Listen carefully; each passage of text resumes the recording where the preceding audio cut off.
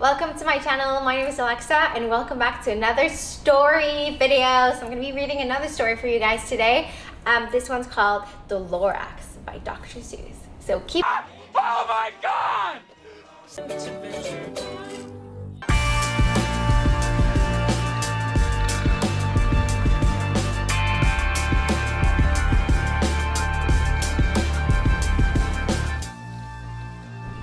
The Lorax by Dr. Seuss. At the far end of town, where the grickle grass grows, and the wind smells slow and sour when it blows, and no birds ever sing, excepting old crows, is the street of the lifted Lorax. And deep in the grickle grass, some people say, if you look deep enough, you can still see today where the Lorax once stood, just as long as it could before somebody lifted the Lorax away. What was the Lorax? And why was it there? And why was it lifted and taken somewhere from the far end of town where the grickle grass grows? The old Wansler still lives here. Ask him.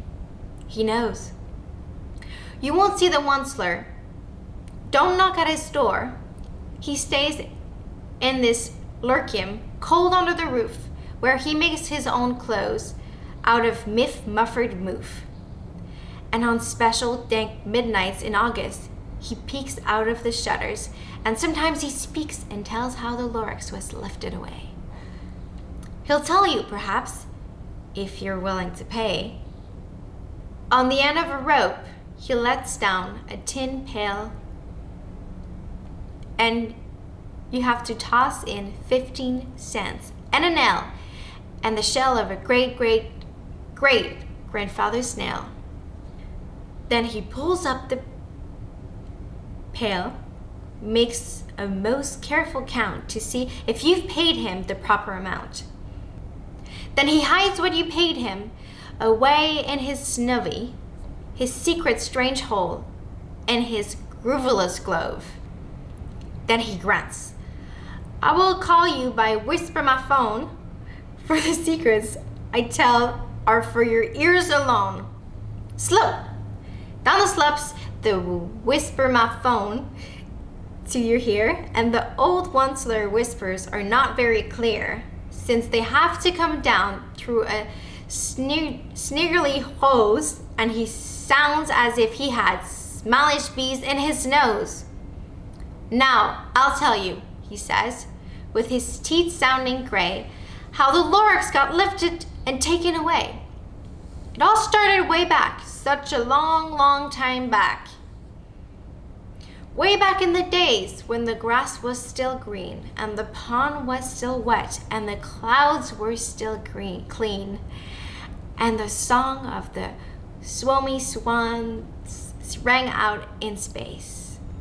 One morning, I came to this glorious place, and I first saw the trees, the trufula trees, the bright-colored tufts of the trufula trees, mile after mile in the fresh morning breeze.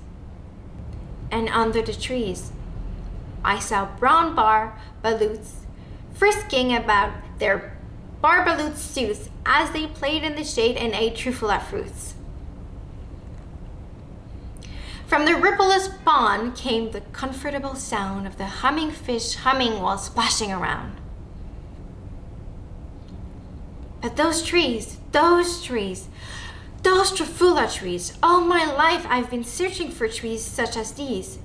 The touch of their tufts was much softer than silk, and they had the sweet smell of fresh buttery milk.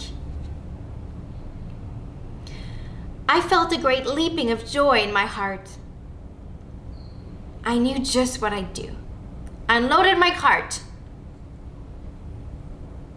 In no time at all, I had built a small shop. Then I chopped down a trufula tree with one chop.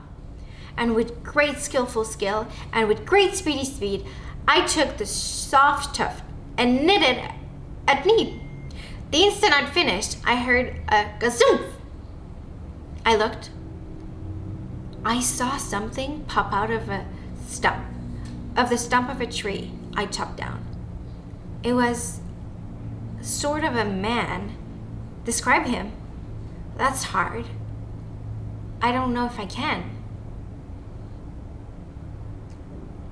He was shortish and oldish and brownish and mosey, and he spoke with a voice that was sharpish and bossy. "Mister," he said with a sawdusty sneeze, "I am the Lorax. I speak for the trees. I speak for the trees have no tongues. And I'm asking you, sir, at the top of my lungs," he was very upset as he shouted and puffed, "what's that thing you've made out of my trefoil tuff?" "Look, Lorax," I said, "there's no cause for alarm. I chopped just one tree. I'm doing no harm. I'm being quite useful. This thing is at need. It needs a fine something that all people need. It's a shirt, it's a sock, it's a glove, it's a hat. It has other uses. Yes, far beyond that. You can use it for carpets, for pillows, for sheets, or curtains, or covers for a bicycle seat." The Lorax said, "Sir, you are crazy with greed. There is no one on earth who would buy that fool's need." But the very next minute I proved he was wrong. For just at that minute, a chap came along, and he thought that the need I had knitted was great. He happily bought it for $3.98. I laughed at the Lorax. "You poor stupid guy. You never can tell what someone will buy."